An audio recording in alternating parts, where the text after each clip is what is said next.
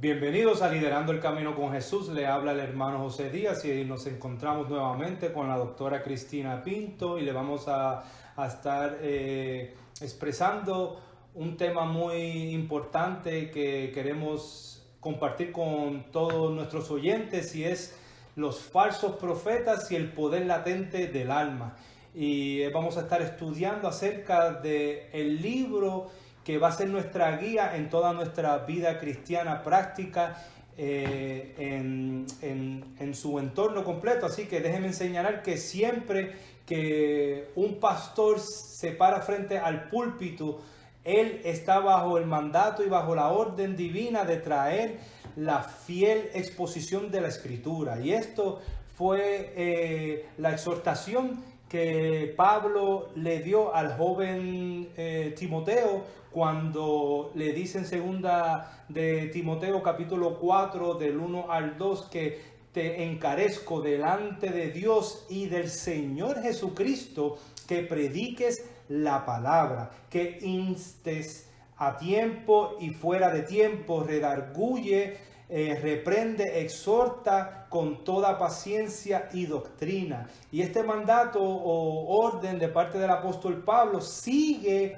vigente hoy día para todo persona que quiere ser un maestro o pastor o predicador de la palabra de Dios. Y estamos comprometidos a predicar la palabra de Dios sin comprometerla en ningún momento, sin añadirle, sin quitarle ninguna tilde, sin diluir el mensaje sincero y el mensaje puro de la palabra de Dios. Así que debemos de predicar expositivamente todo el consejo de la palabra de Dios para que podamos entonces enseñar la sana doctrina. Ahora, en estos tiempos presentes, la sana doctrina a lo mejor puede que no haga crecer la iglesia más grande en su comunidad o en su pueblo o donde quiera que usted se encuentre. Sin embargo, es el camino correcto para producir una iglesia de sana doctrina y saludable espiritualmente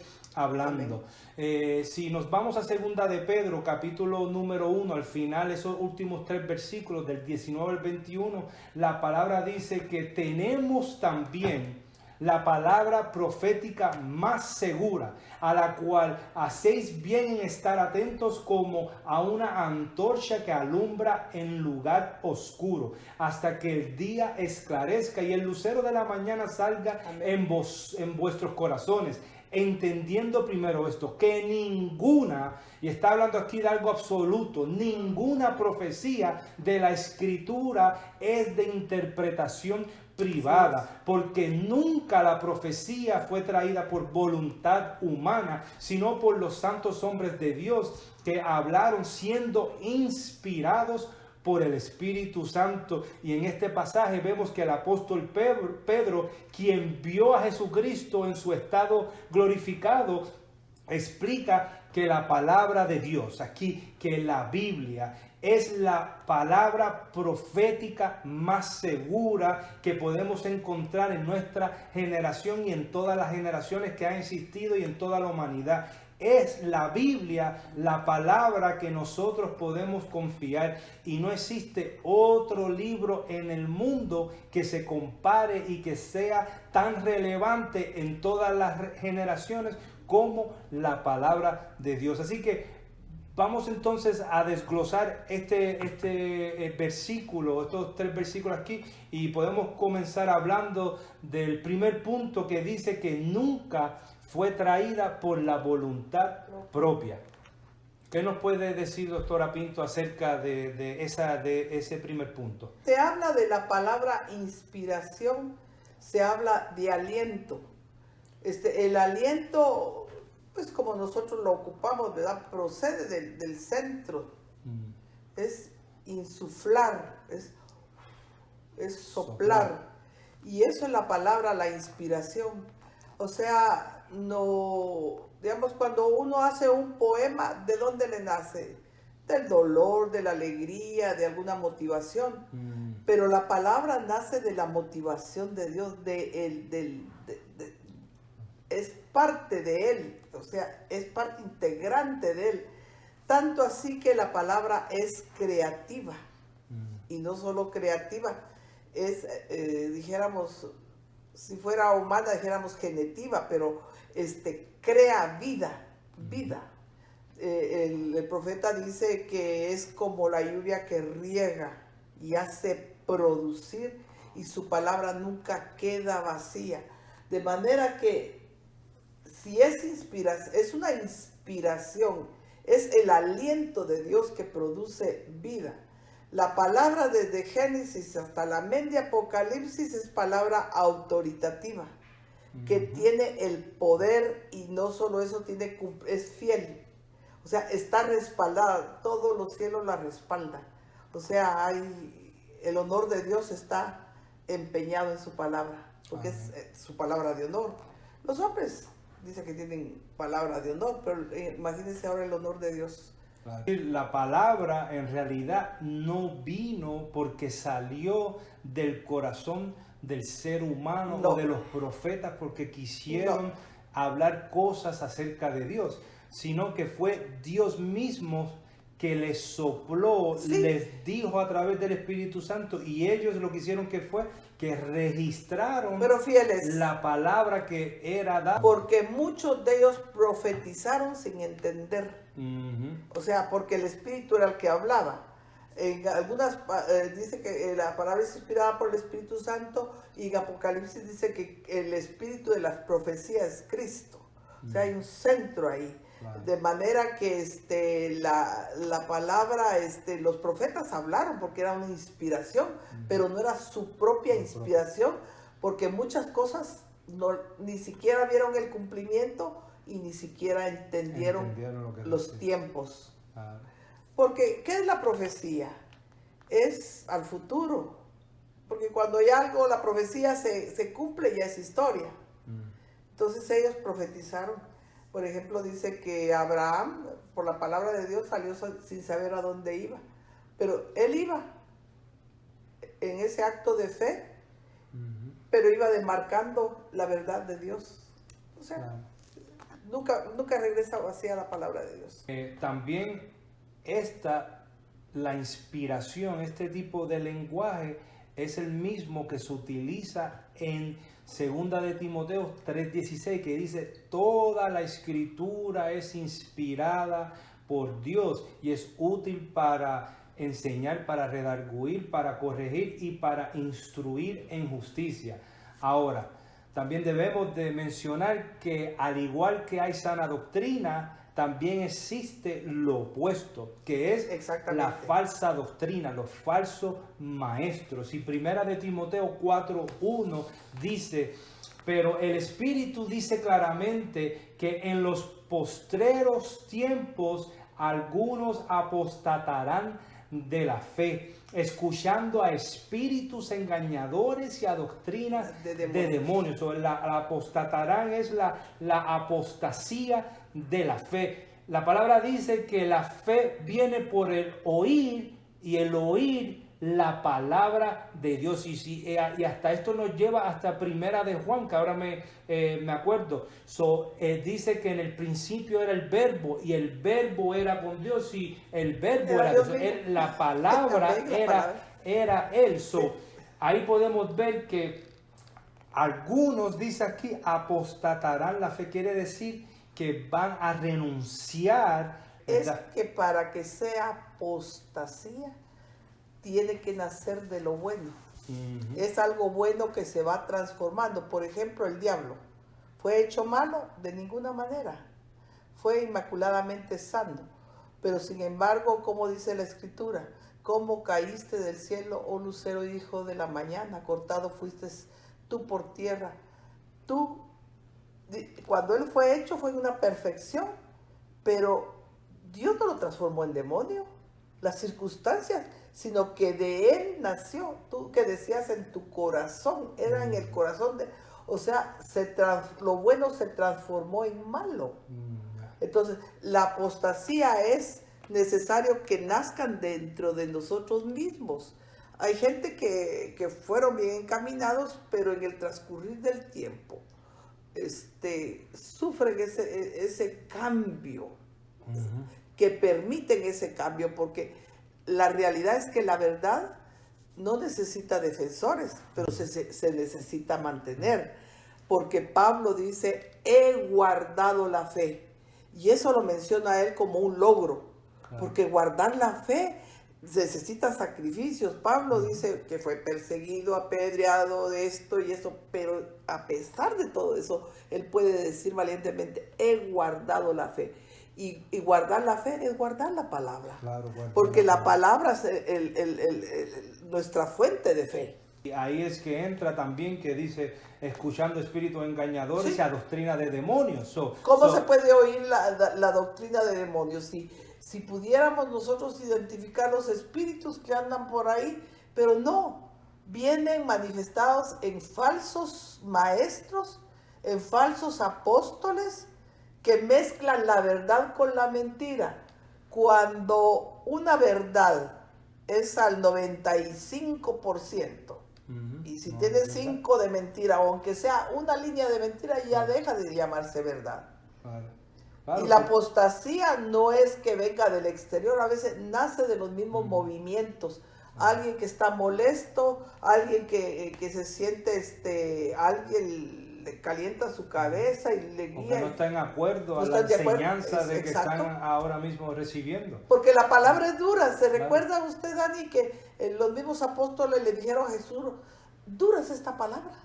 ¿Quién la puede sufrir? ¿Quién la puede oír? Y dijo Jesús, ¿quieren irse ustedes también? Y dijeron, ¿a dónde iremos? Y solo aquí, tú tienes palabras de vida eterna. Claro, y aquí este versículo habla de algunos, porque en realidad estas personas no es que eran cristianos y se perdieron su salvación, sino que está hablando de personas que eran cristianos nominales. Algunos apostatarán de la fe. ¿Por qué? Porque no tienen un fundamento sólido. Si vemos, por ejemplo, la iglesia creo que es la de Filadelfia, es una iglesia que vivió bajo la palabra en fe y nunca apostata, llega hasta el final. Y ese mismo ejemplo lo podemos observar aquí, claro, que no está hablando de los verdaderos cristianos, sino de personas, falsos maestros que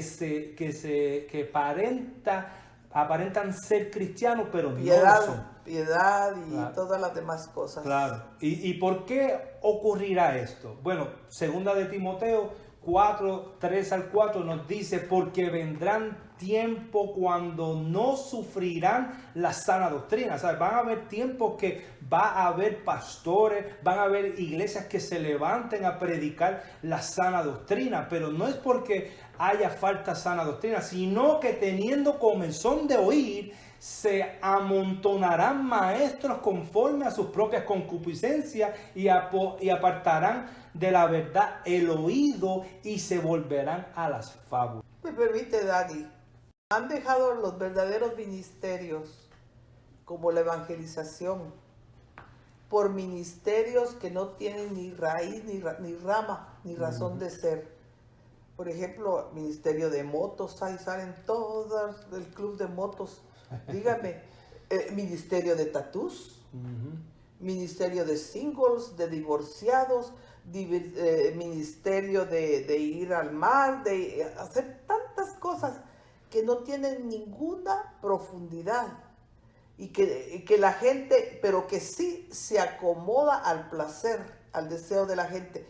Entonces la iglesia se vuelve un centro de entretenimiento en lugar de un centro de enseñanza y de adoración. Claro. Entonces vienen pastores y vienen predicadores que predican conforme al deseo de la gente y se acomoda. Por eso es que estos mensajes son bien recibidos, porque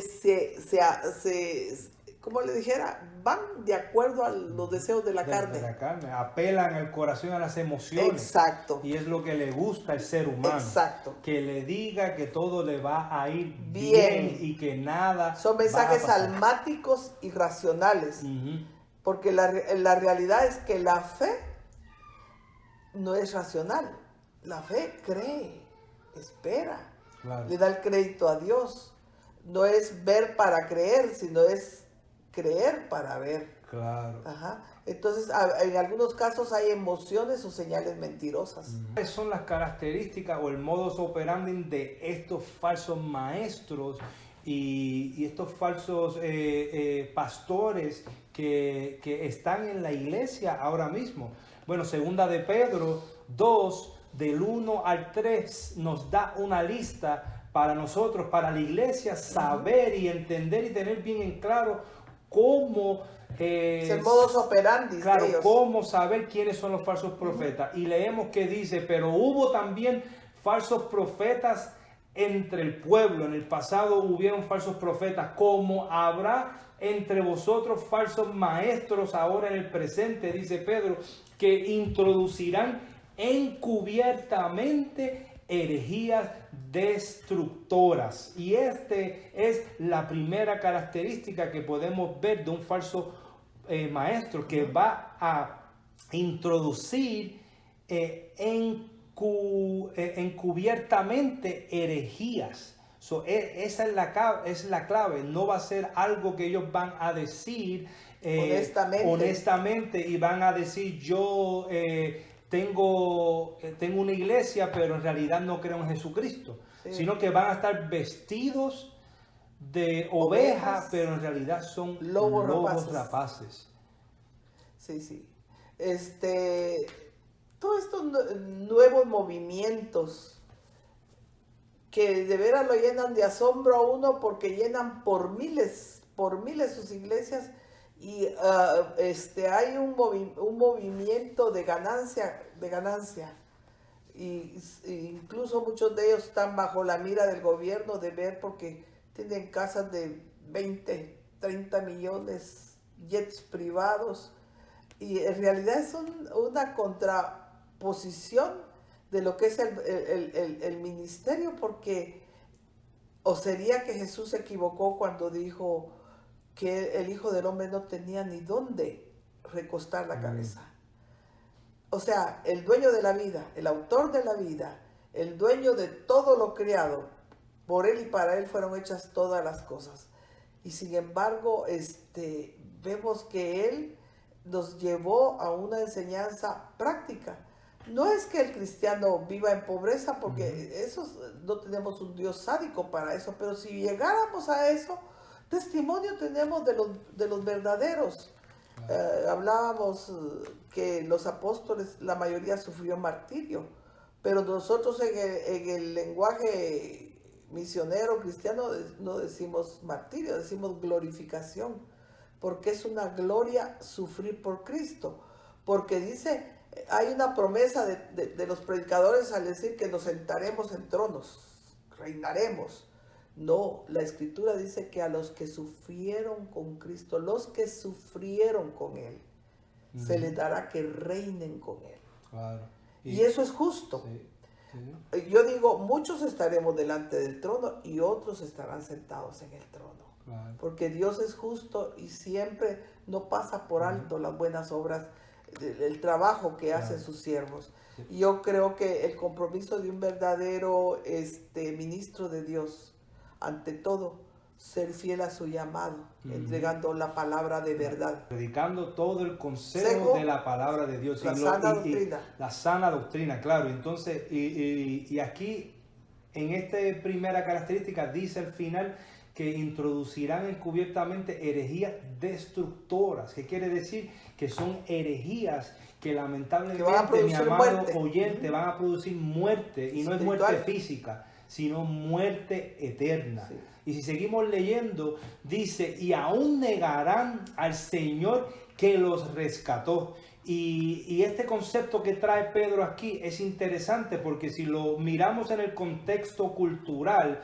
de la cultura judía, vemos cómo él está trayendo la relación entre un amo y un esclavo, ¿verdad que sí? Que cuando el amo compra un esclavo, el esclavo ahora tiene que regirse bajo la autoridad de ese amo y seguir todo lo que tiene que hacer bajo esa autoridad. Pero aquí él está diciendo que estas personas que se hacen llamar que Jesucristo es su amo, pero con sus acciones y de la manera que ellos operan, en realidad no están haciendo y obedeciendo la autoridad y el señorío de Jesucristo, porque están enseñando falsas enseñanzas. Sí.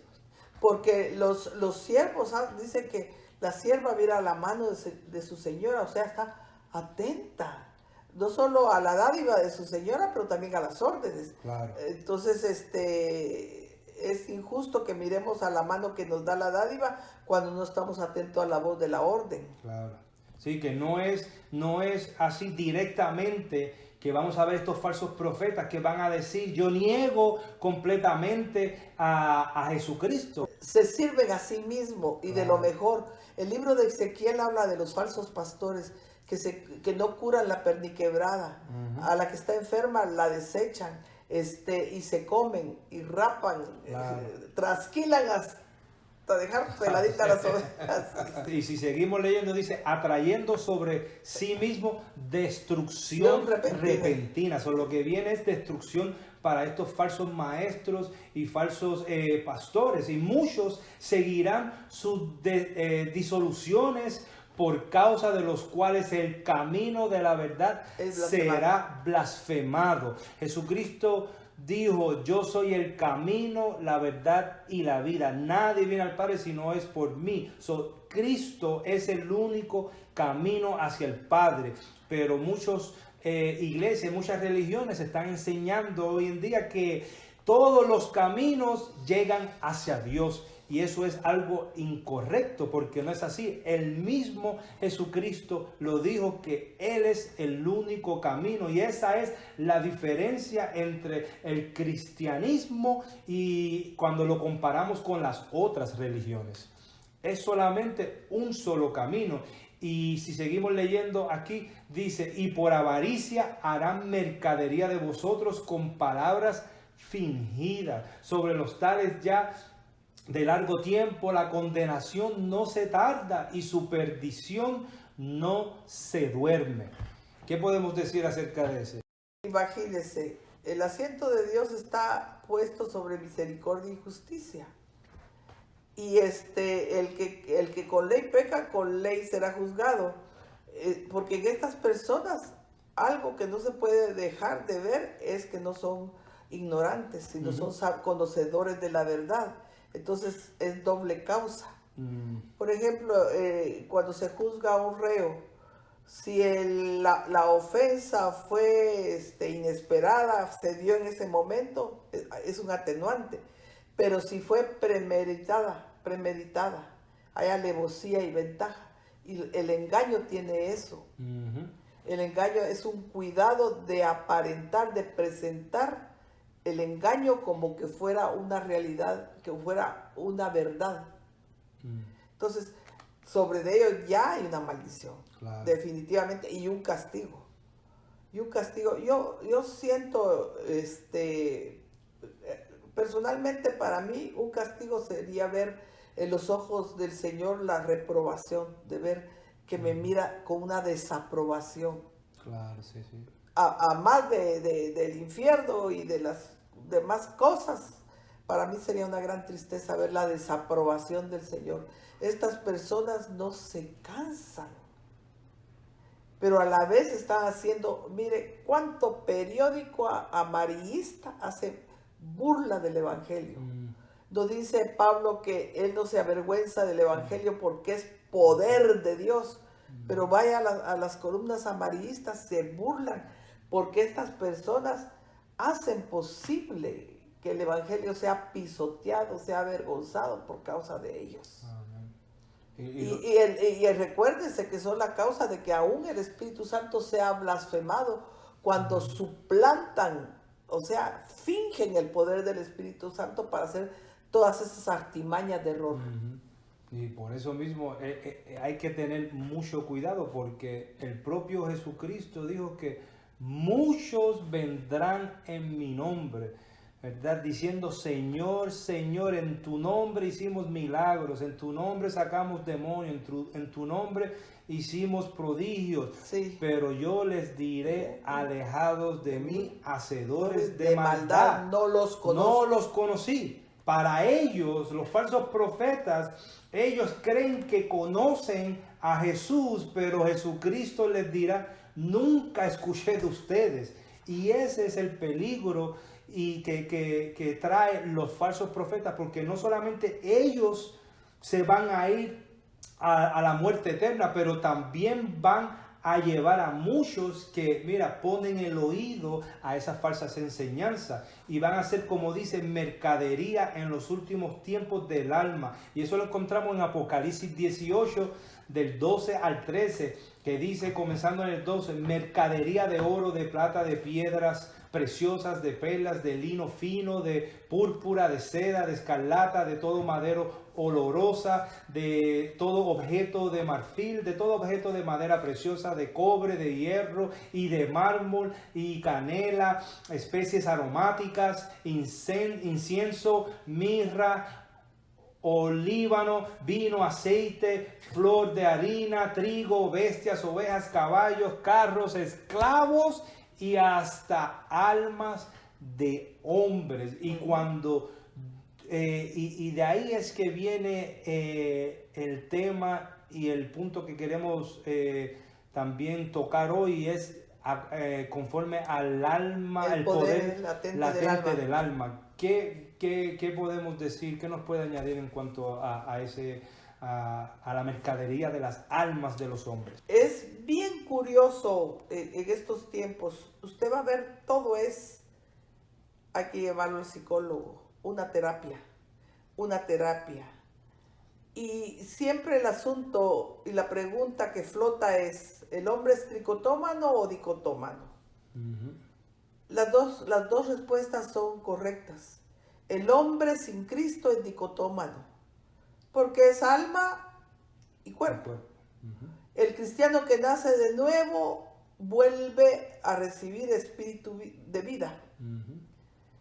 Ezequiel habla acerca que pondré un espíritu nuevo. Y Pablo le dijo, Jesús le dijo a Nicodemo, te es necesario nacer de nuevo, porque si no, ni verás ni entrarás al reino. O sea, nacer de nuevo. ¿Por qué espíritu nuevo? Porque en el orden de creación, Dios primero del barro formó al hombre. Muy bien, la primera fase. La segunda fase, Dios sopla sobre el hombre, o sea, de su propio aliento le da y hace el espíritu. Uh-huh. El espíritu es de Dios y la carne es de la tierra. Uh-huh.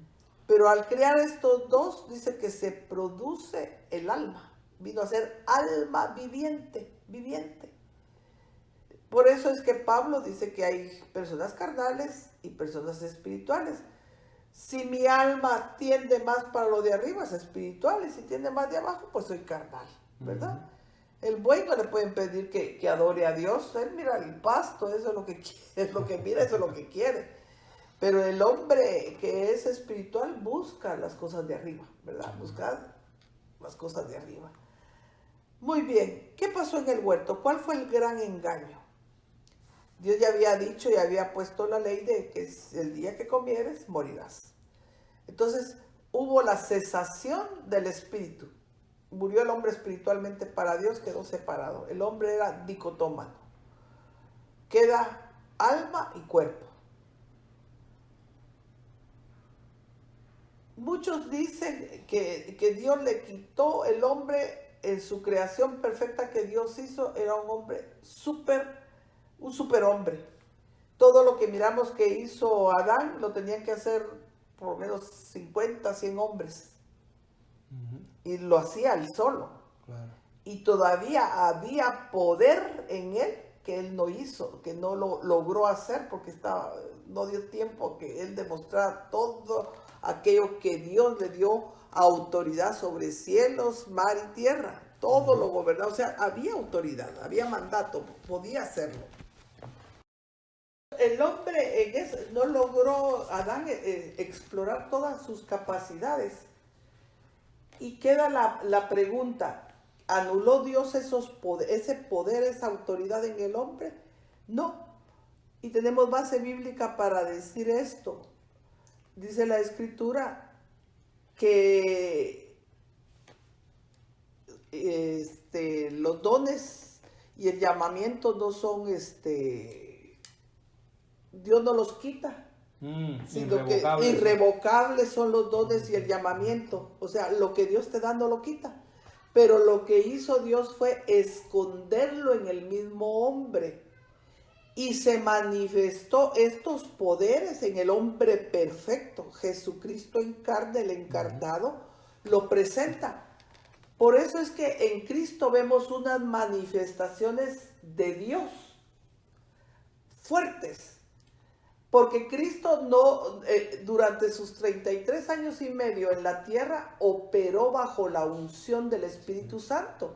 Porque dice la Escritura, en cuanto a Jesús de Nazaret, como Dios le ungió de poder y de Espíritu Santo, y cómo anduvo haciendo bienes y sanando enfermos y librando a los oprimidos del diablo, porque Dios era con él. Y sí, a través de la unción. Pero hay pasajes de la Escritura donde se mira ese poder a lo máximo, y es cuando Cristo le habla a los vientos.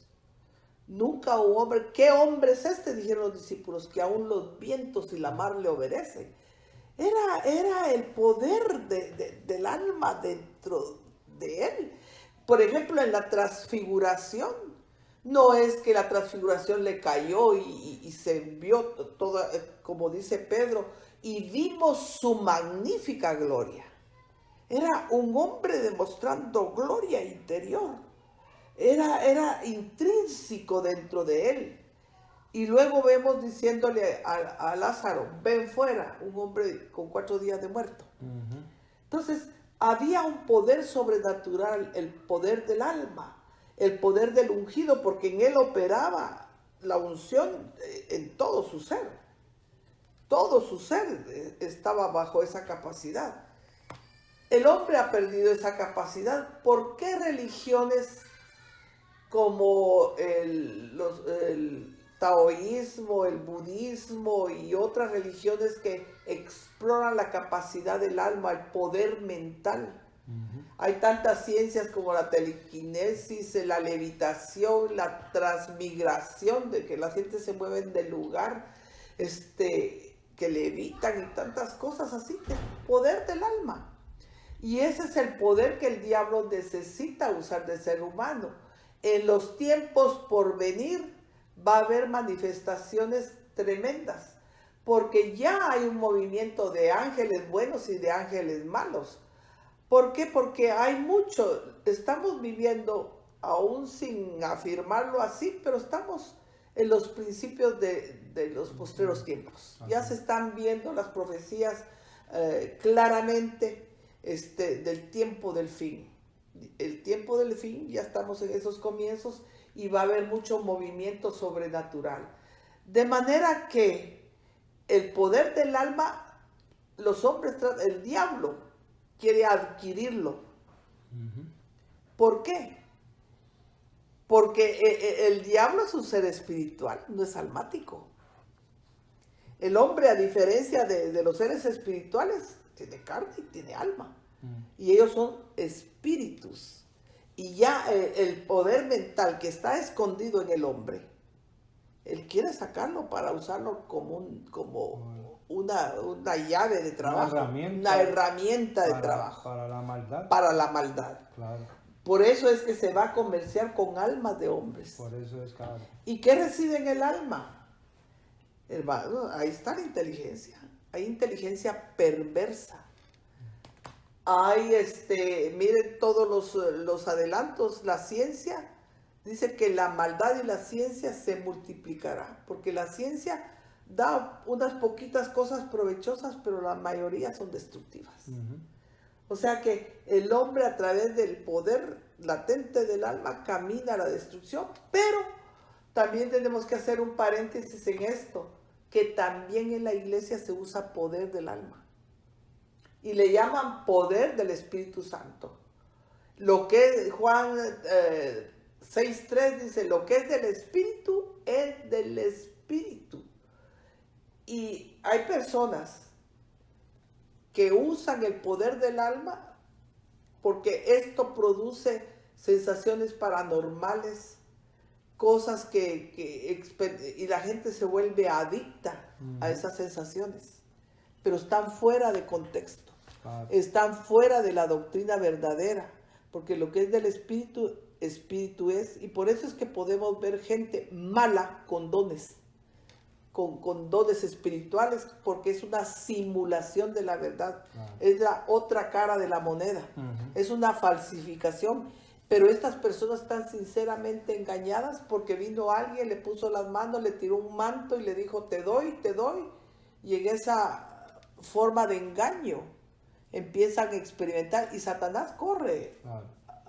Porque en cierta manera está apelando a las emociones y al corazón y a la concupiscencia, a la inclinación hacia la carne, porque toca el primer pecado que creó Satanás, que es el orgullo. El orgullo. Entonces, cuando tú le das dones, cuando tú le Y empiezas la a vanagloria. repartir todos ese tipo de dones, pues entonces, wow, ahora yo soy el apóstol, profeta y también soy el que más dones espirituales puedo expresar. Y entonces, pues, toca el ego y el orgullo de la persona. Y es un error que tenemos que tener mucho cuidado, porque es el mismo error que cayó Eva en el huerto. El orgullo, querer ser como Dios. Sí. Y no podemos llegar a eso. Es decir, cuando al principio Dios crea al hombre y a la mujer, los creó, como usted dijo, en una tricotomía, que cuerpo, espíritu y alma. Pero el problema yace en que estos dos órganos que son totalmente diferentes, ¿verdad? La persona que en realidad no tiene discernimiento confunde el espíritu con el alma o el alma con el espíritu, y ahí es que vienen los engaños. Se da cuenta que por qué es necesario que cuando hay un movimiento del Espíritu Santo haya ciencia, el don de ciencia y el don de sabiduría. ¿Para qué? Para discernir lo falso de lo verdadero. Y mire lo que dice la Escritura en Corintios, que se juzgue la profecía. Yo no puedo juzgar la profecía de la palabra porque esa es eterna y proviene de la boca de Dios. Pero cuando una profecía viene de un hombre, yo tengo, y cualquier siervo de Dios y cualquier cristiano tiene la necesidad de juzgar si es de Dios o no es de Dios. Nos autoriza la palabra a juzgarla. Claro, y aquí es que vemos las falsificaciones de los espíritus malignos, porque por eso se necesita discernimiento y don de ciencia. Claro, y ellos manipulan el poder almático latente para poder hacer imitaciones, porque sabemos que desde el principio Satanás ha sido el más grande imitador de Dios. Exacto. Él lo que hace es que crea todo es como si fuera algo chino, barato prácticamente. Que si es engaño, tiene que ser casi igual. O sea, es difícil. Después de que sale una famosa cartera de marca, los chinos al poquito tiempo lo tienen. La hacen pirateada. Y eso es lo que hace Satanás, pirateando todo lo que hace Dios. Para eso mismo, porque ahí es que levantan los falsos profetas, falsos maestros, para entonces engañar a los cristianos con medias verdades. Por eso Cristo dijo, yo soy la vid verdadera, vosotros sois los pámpanos. Los pámpanos se tienen que sustentar de la vid verdadera, porque separados de mí, ahí entra el problema, ¿verdad? Claro. Entonces, ¿qué quiere decir con esto? Que hay falso y hay verdadero. Y segunda de Corintios 11, de 3 al 4 nos dice, pero temo que como la serpiente con su astucia engañó a Eva, vuestros sentidos sean de alguna manera extraviados de la sincera fidelidad a Cristo. Porque si viene algún predicador, que viene alguno predicando a otro Jesús, que el que os hemos predicado o si recibís otro espíritu que el que habéis recibido. ¿Ves? Que se puede dar otro espíritu falso, demoníaco, como dice una doctrina, demoníaco u otro evangelio que el que habéis aceptado, bien lo toleráis. Dice eso, tenemos que tener mucho cuidado y por eso mismo es que tenemos que meternos a leer la palabra de Dios diariamente para poder tener un mejor entendimiento y no ser engañados fácilmente por estos falsos profetas y falsos maestros que están arrasando con muchas iglesias y están en realidad trayendo, como dice Pedro, destrucción, porque viene y destruyen iglesias y se siguen creando iglesias pequeñitas con diferentes maneras de pensar con estos falsos y más engaño, maestros, porque el engaño tiene una explosión demográfica, por decirlo así. Empieza aquí y de repente se extiende, claro, crece, pero lo bueno es que tiene su tope, porque dice que cuando Cristo descienda con el espíritu de su boca, matará, destruirá, entonces quedará de pie lo que es lo verdadero. Así es que está el epicentro de este movimiento falso, creando una atmósfera de imitación, llamando al creyente a obtener un nivel superior de santidad mucho más alto que el que Dios enseña en la palabra de Dios, porque ellos los llevan al legalismo extremo mucho mayor que hasta el de los propios fariseos. Y si seguimos... Pero ¿sabe qué, Dani? Eso se llama humanismo. Cuando el hombre por su propia fuerza puede alcanzar, porque entonces quiere decir que el hombre en su humanismo pretende alcanzar los derechos de gloria por su esfuerzo, los derechos de salvación por su esfuerzo, y eso no es así, porque por gracia soy salvos, por gracia, y esto no es don, sino que es un don de Dios, es un regalo de Dios. En vez de ser transformados a la imagen y semejanza de Dios, tratamos de transformar a Dios a nuestra imagen y a nuestra semejanza. Aunque hay que estar también bien centrados, que Dios hace un llamado a su pueblo, que tenga una identificación con Él. No que seamos, sino que seremos. Y hay un título para nosotros. Dios dice, sed santos porque yo soy santo. Nominalmente somos santos porque hay una cobertura, una extensión del nombre, apellido de Dios sobre nosotros, que somos santos. Pero el Espíritu que reside en nosotros nos lleva a una santidad práctica. Y ese es un proceso de vida, porque no se adquiere de la noche. Es el conocimiento de la palabra, es el temor a Dios, es el amor a Dios, es el poder del Espíritu Santo que opera en el cristiano, que te lleva a ese conocimiento y a esa decisión. Sí, porque es una perfección progresiva. Es nuestro peregrinar. Dice que la vida del justo es como la luz de la aurora, que cuando nace el día apenas se mira, pero llega la plenitud, ¿verdad?, del día, cuando el día es perfecto. Y nosotros estamos en ese proceso. Pero no, Pablo dijo, nosotros no somos de los que retrocedemos para condenación, sino para salvación. Claro que sí. Y 2 de Corintios 11, si proseguimos leyendo, 13 al 15, dice, porque estos son falsos apóstoles.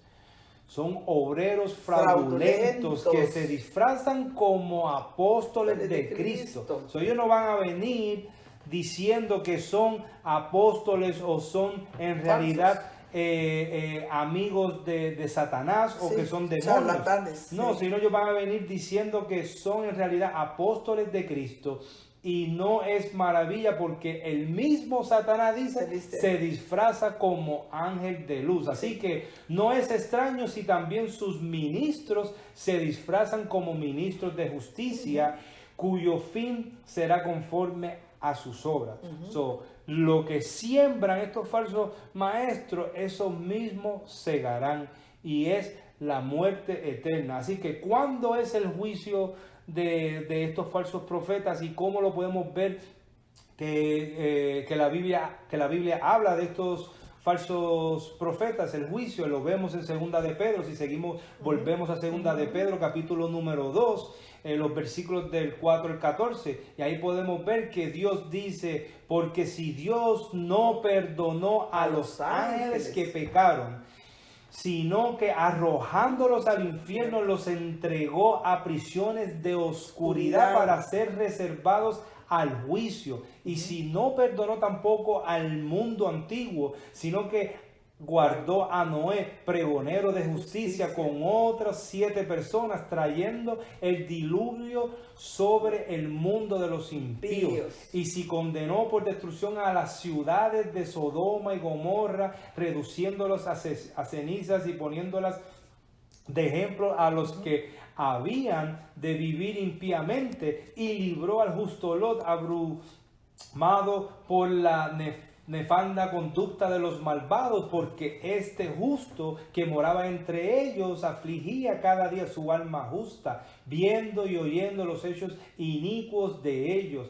Sabe, el Señor librará de tentaciones a los piadosos y reservará a los injustos para ser castigados en el día del juicio, y mayormente a aquellos que siguiendo la carne andan en concupiscencia e inmundicias y desprecian el señorío, atrevidos y contumaces, no temen decir mal de las potestades superiores, mientras que los ángeles, que son mayores en fuerza y en potencia, no pronuncian juicio de maldición contra ellas delante del Señor.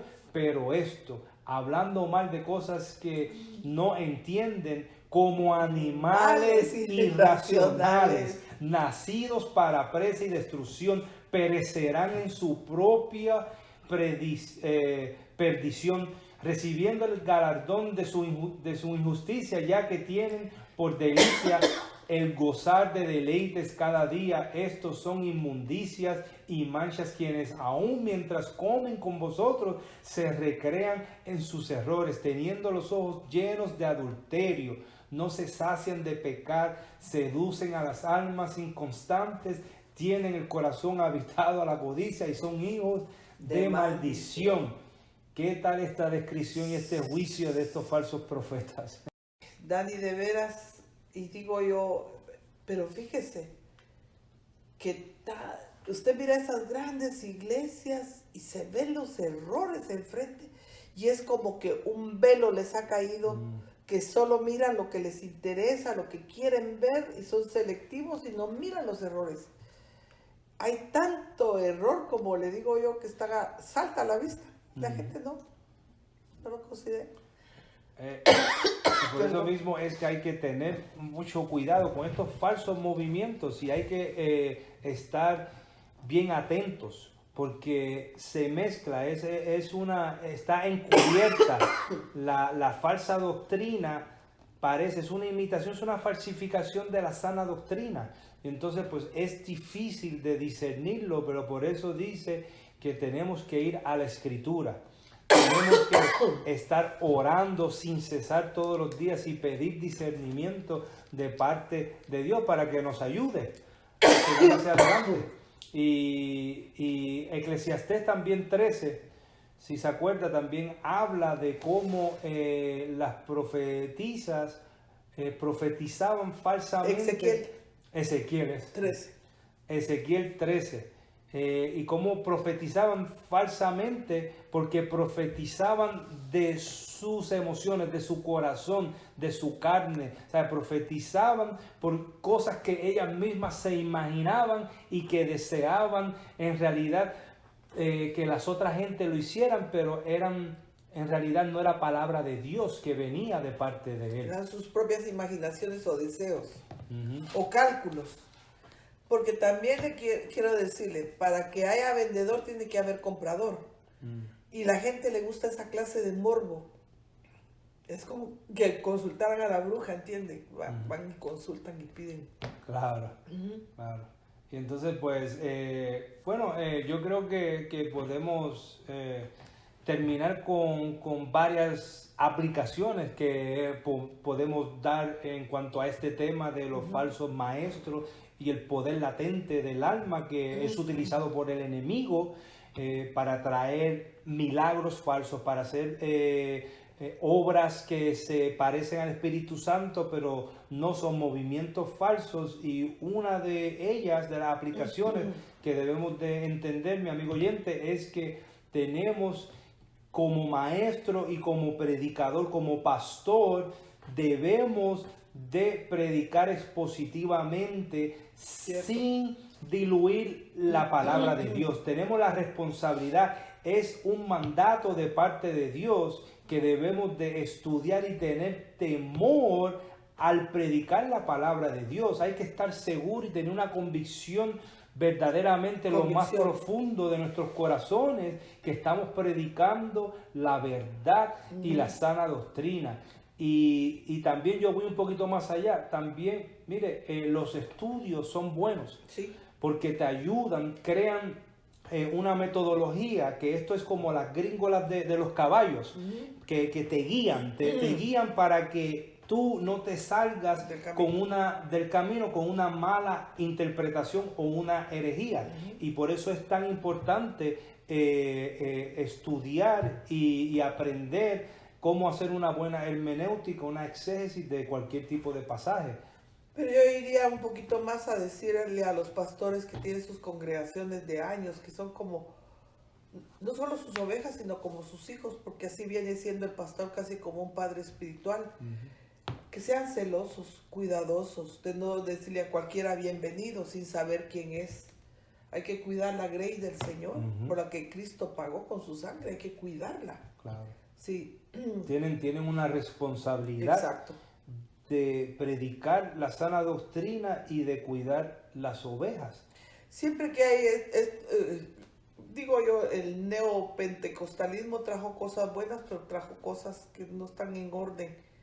Algunas veces, en una ocasión yo fui a una iglesia de este tipo y el escándalo era mayúsculo.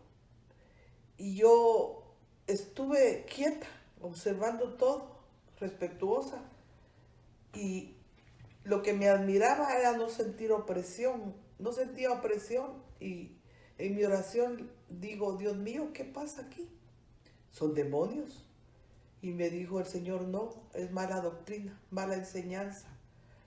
Porque a veces los pastores se dejan arrastrar de ver que estos estados emocionales tienen una atracción para la gente.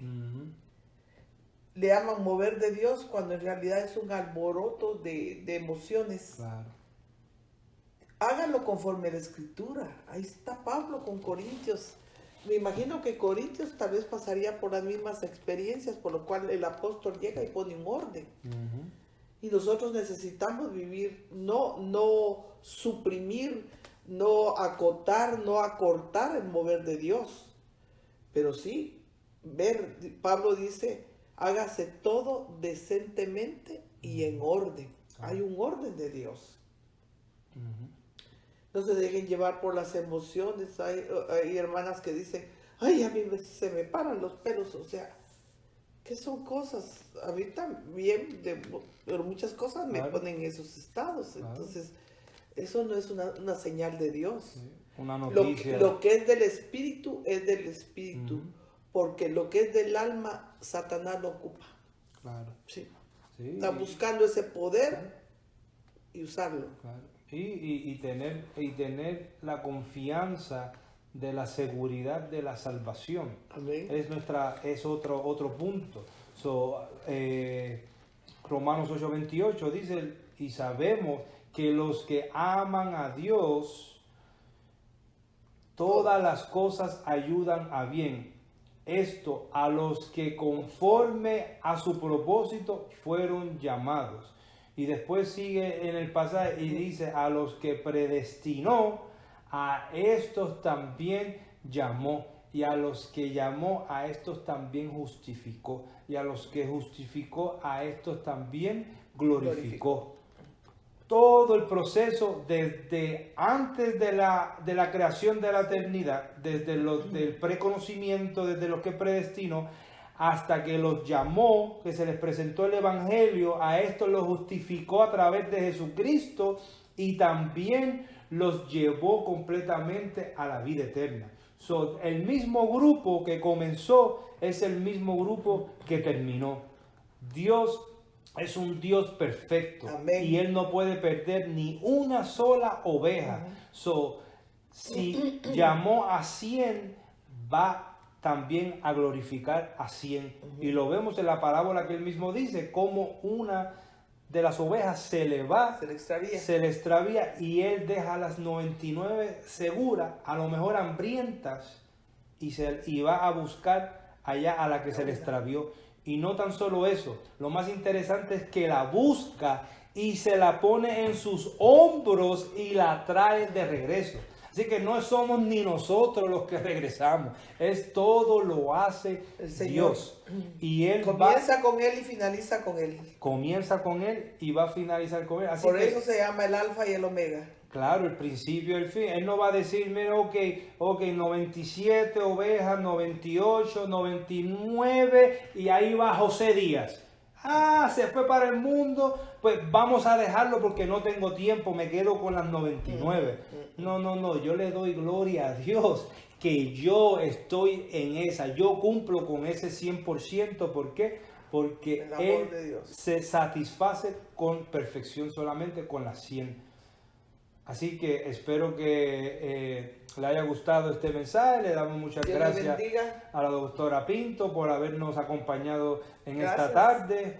Dios los bendiga. Dios Amén. Mediante nos vemos en el próximo mensaje. Quédese con nosotros. Dele like a la página, compártela y deje sus comentarios. Dios les bendiga.